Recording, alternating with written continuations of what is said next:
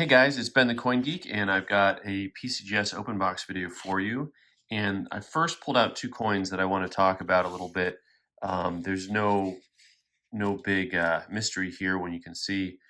Originally, this was a nickel that I sent in that NGC did not encapsulate, and of course, you can see it's already in the PCGS holder. So I want to talk about this coin in particular. If you've watched my videos, you've seen this coin when it came back from NGC the first time. This is a 26S Buffalo Nickel, which NGC did not encapsulate and called it altered surface. So, and then PCGS decided to go ahead and put it in a holder and just call it polished, VF details. Now, some of you are already going to say you're just wasting your money sending these in. And I want you to realize that, I do this, I deal in coins professionally, but also, to me, this is all educational. This is money well spent just to educate everybody about what NGC and PCGS are up to, because that varies over time. Yeah, there was no reason to send them in, and you already know they're going to come back. Anyway, so before you guys comment that I'm just wasting money, this is for educational purposes, because what I want to talk about here is how, 5 years ago, if you would have told me I've got two coins that I want just in holders so people know they're genuine, I would have told you, well, send them to NGC because PCGS might not put them in a holder if they have too much damage or corrosion or whatever. And so it's intriguing to me that these are two coins I sent into NGC, and they just called them altered surfaces, not encapsulated. And then PCGS is the one who wants to go ahead and put them in there as real. To me, this is a 180 from what the grading companies used to do. You could argue that maybe PCGS would have done it anyways, but NGC used to grade stuff all the time and just go ahead and put it in the holder and just say, hey, it's good, it's no good. Anyway, so those two coins are pretty cool. It's good to have them in the holders. One's for a customer, so I wanted to make sure they got that in a holder. So this is a 1911S. Let's see what do you have here, a wheat cent, and this PCGS calls an MS63 brown. It is a better date. My memory is now fading. This I think was a couple $100 in this grade. I'm trying to remember. It's actually a hard coin to get uncirculated, and so nice even coin. Really, it's muted. It doesn't have a ton of luster to it. It does not have a lot of color to it. It's got a little bit of red, which is good. It has the reverse has a lot more luster to it than the obverse does and the front does. But for the penny collector, it's actually a pretty tough coin to come by. A nice grade 11S. See, all right, so 31S. All right, so this coin, this is a really nice cent. For those of you who collect pennies, you'll know that in the 1930s, this one is the tough one to get. It's got a little dark spot by the E and E pluribus unum. The coin is mostly red and very, very lustrous, and just overall really pretty. Nice strike. PCGS called this a 64 red brown.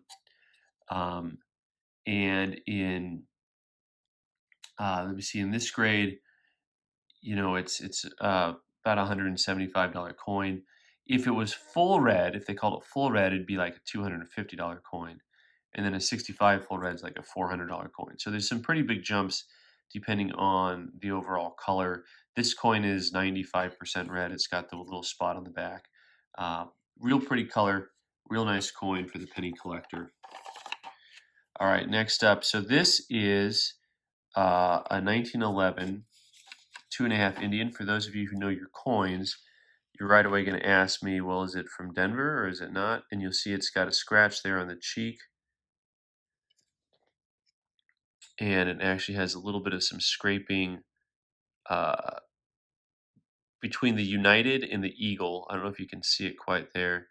There's these lines that go from the word United all the way across the Eagle. And then there's the D. The D on these are very hard to see. The D is directly to the left of the arrow there beneath the leaves. So this is the scarce 2.5 Indian. If you have a 2.5 Indian and it's got scratches on it, you wouldn't send it in to get certified.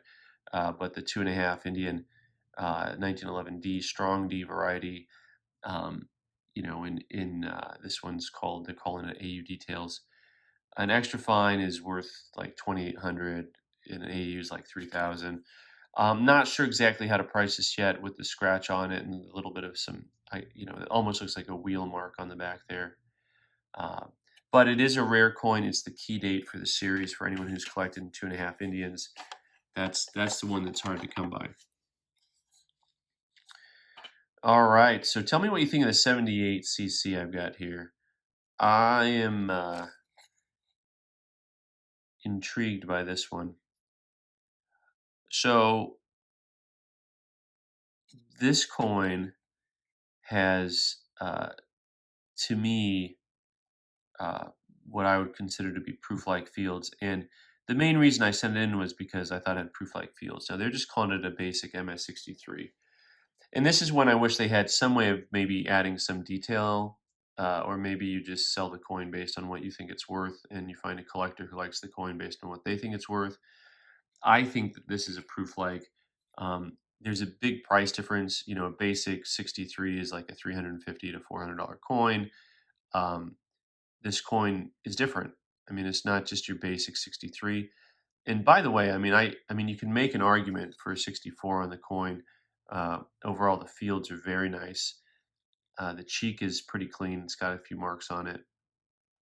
But overall, on this, I was very disappointed it did not come back proof-like. Because a 63 proof-like is, I think, like $500 or $600. And to me, this coin is a proof-like.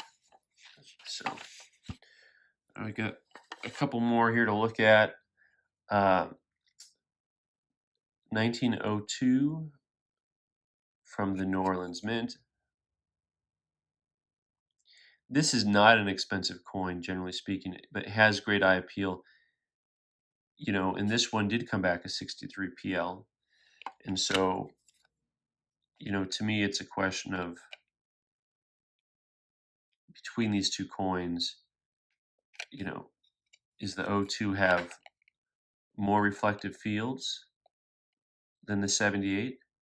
And I think that the 78 fields are just as reflective as the 02 fields.